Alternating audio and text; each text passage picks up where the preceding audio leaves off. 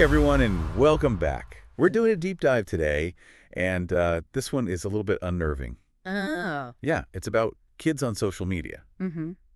We've got this article called The Hidden Dangers of Using Children for Social Media Content, How It Could Affect Their Future. Wow. Yeah, just the title alone. I know. Gives me chills. We're building these digital identities for these kids, you know? Right, and they don't even know what a digital footprint is. Exactly. Before they can even tie their shoes. It's like we're writing their life story before they can even hold a pen. And it's not just about, like, those embarrassing childhood photos coming back to haunt them later. You know what I mean? Oh, totally. Like, you remember that video that went viral a few years ago with that little girl Uh-huh. throwing a tantrum at Disneyland? Oh, yeah. That's going to be a part of her digital footprint forever. Oh, gosh. Like, can you imagine being that girl 10 years from now, applying to college, and knowing that that video is out there for anyone to see? Oh, it makes me cringe just thinking about it. Like we're creating these online reputations for them. Right. Before they even understand what reputation means. Yeah, and think about it like applying for a job. Oh, gosh, yeah. And your potential employer sees a video of you as a toddler throwing a tantrum or like promoting some product you don't even remember. It's wild. Yeah, it's like we're setting them up for judgment before they've even had a chance to define themselves. Totally agree. And this article goes even deeper. Oh, really? Yeah, it talks about the psychological and emotional impact of all this exposure. Makes sense. Think about it, like if your childhood is constantly being broadcasted. Right.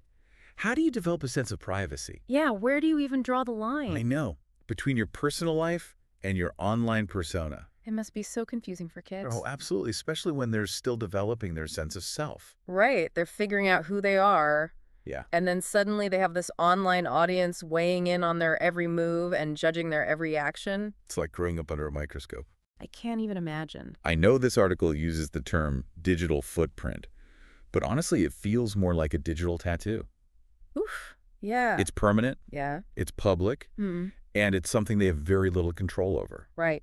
Especially in those early years. Especially in those early years. Yeah. And that lack of control, I think, is where things get ethically Oh, yeah. murky. For sure. Can a toddler even understand what it means to have their image shared with millions of strangers? Well, I mean, how could they?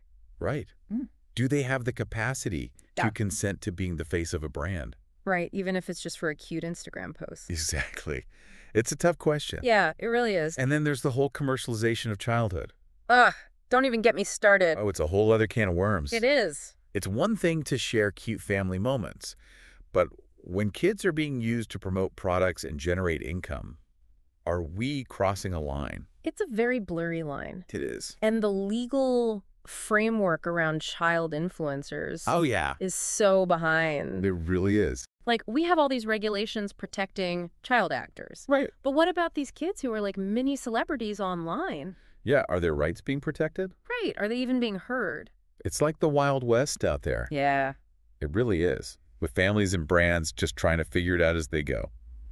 And it's the kids who are caught in the middle. Yeah, and then there's the digital safety aspect. Ugh, yes. Cyberbullying. Scary stuff. I know, imagine being a kid with a huge online following. Oh, gosh. It's like painting a target on their back. Yeah, every post, every photo is just an opportunity for scrutiny and judgment and even harassment. The article talks about parents sharing their kids' location, their school, their daily routines. Yeah, it's scary how much information is out there. It is. It makes you think twice about what you're putting out there. Totally. I mean, even something as simple as sharing a photo of your kid in their school uniform Uh-huh. could be giving away more information than you realize. Oh, for sure. And those seemingly innocent details can be pieced together Right, by anyone. by anyone with access to the internet. It's a sobering thought. It is. Like, we need to be way more mindful about what we share. So we've got privacy concerns, potential psychological impact, commercial exploitation, and digital safety risks. That's a lot. It's a lot to unpack, and we're just scratching the surface. Wow. So I'm curious, what's jumping out at you so far? Well, I think the thing that really strikes me is just how much we're still figuring out about all of this, you know? Yeah. It's like we've stumbled into this uncharted territory of digital parenting, Mm-hmm. and there's no roadmap, no instruction manual. We're Yeah. all just making it up as we go along, trying to balance those adorable, share-worthy moments Yeah. with protecting our kids from the potential pitfalls. It's a tightrope walk. It really is. And the stakes are so high. They are. You know, the article mentioned a study that found employers are increasingly checking candidates' social media profiles. Oh, wow. Yeah, imagine that like your kid's future job prospects could be influenced by a silly video you posted when they were 5. I mean, it's crazy to think about. It is, right. It's like we're building their resumes before they can even write their names. It's a good way to put it. And it makes you wonder, are we setting them up for failure? Yeah. You know, like, are we creating this impossible standard of online perfection Oh, right. that they'll inevitably struggle to live up to? It's a valid concern. It is. And I think it ties into this bigger conversation about how social media is shaping our notions of identity and self-worth. I mean, think about it. We're constantly bombarded with curated versions of other people's lives. It's easy to fall into that trap of comparing ourselves, Oh, yeah. feeling inadequate, and for kids who are still developing their sense of self, that can be so damaging. Especially for kids. Yes, it's like they're growing up in a virtual hall of mirrors. Oh, that's a good way to put it. Right, surrounded by distorted images of what it means to be successful, happy, or even just normal. Yeah, and that constant pressure to measure up, to present this perfect online persona can be incredibly overwhelming. Oh, yeah. Even for adults. Totally. So imagine what it's like for a child who's still figuring out who they are. It's a lot of pressure.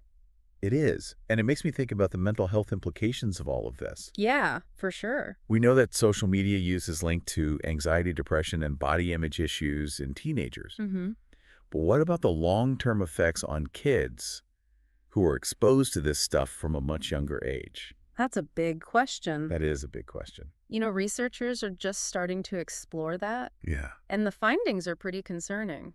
Like what? Well, studies are showing that excessive social media use in early childhood can hinder the development of social skills, emotional regulation, Wow. and even attention span. So it's not just about the content they're consuming, it's also about the time they're spending Right. in these virtual worlds, disengaging from real-life interactions and experiences. It's interesting, isn't it? It is. Like social media was supposed to connect us, but in some ways it's creating more isolation and disconnection, especially for kids who are still developing those crucial social and emotional skills. It's ironic. It is. It feels like we need a whole new set of parenting skills to navigate all of this. I think so too. I mean, how do you set boundaries in a world where the internet is always on? That's a tough one. How do you teach them about online safety when the threats are constantly evolving?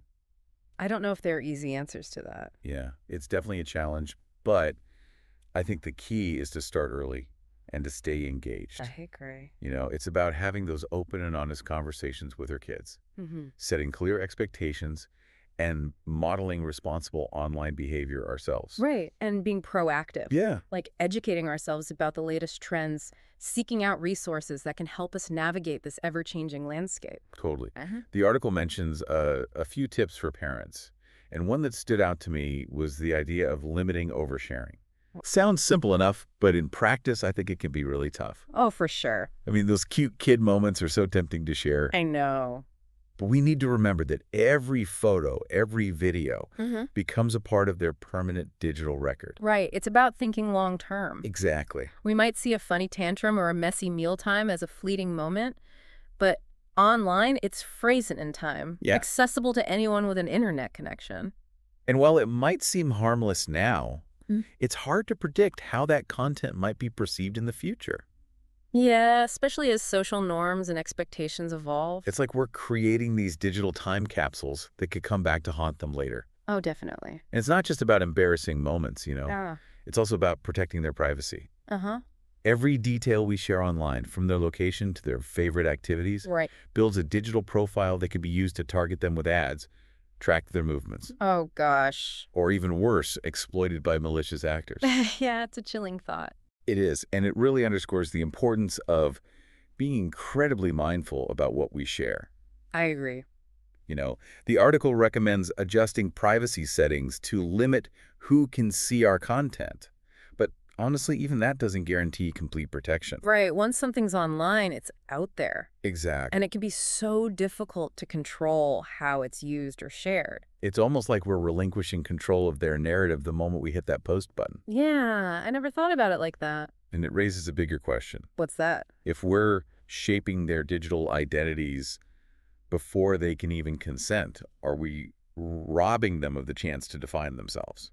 That's a really thought-provoking question. It is. And I don't think we have a definitive answer to that yet. I don't think so either. But it's definitely something we need to grapple with Yeah. as we navigate this new era of digital parenting. Absolutely. And it highlights the importance of involving our kids in the conversation. Yeah. It's giving them a voice in how their story is told online. It's about empowering them. It's not just protecting them, but giving them the tools and the knowledge to make their own informed choices about their online presence. It's so important. It is. It feels like we've uncovered this whole Pandora's box of concerns when it comes to kids on social media. Totally. But I think it's important to remember that technology itself isn't inherently good or bad. Right. It's all about how we use it. Absolutely. Like fire, Yeah. Fire can cook our food or it can burn down our house. Right. It's the same with social media. It can be a tool for connection, creativity, and learning, or it can be a source of anxiety, exploitation, and harm.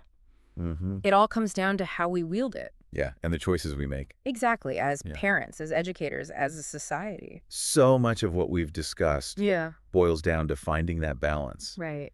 Embracing the positive potential of these platforms while mitigating the risks. Yeah, and I think the big part of that is shifting our mindset a little bit. Okay, how so?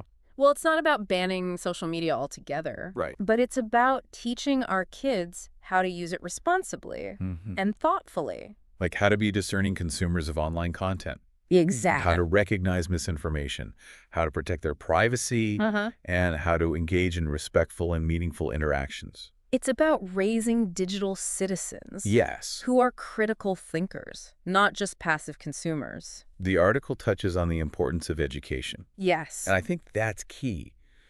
Absolutely. It's not just about setting screen time limits. Right. Or blocking certain websites. Yeah. It's about having those open and honest conversations with our kids about the complexities of the online world, the potential risks, and the strategies they could use to stay safe. Right. And protect their well-being. And those conversations need to start early. Oh, yeah. We can't wait till they're teenagers to start talking about this stuff. No, we got to lay the foundation from a young age. Yeah. Teaching them about online etiquette, privacy, the importance of thinking before they post. It's almost like we need to create a whole new curriculum. Totally. For digital citizenship. Yeah. Something that's integrated into their education from the very beginning. I think you're right. Like we teach kids about stranger danger in the real world. Right? Why not teach them about stranger danger in the digital world? Exactly. We teach them about the importance of physical health. Why not teach them about the importance of digital well-being? It's about recognizing that the online world is just as real as the offline world.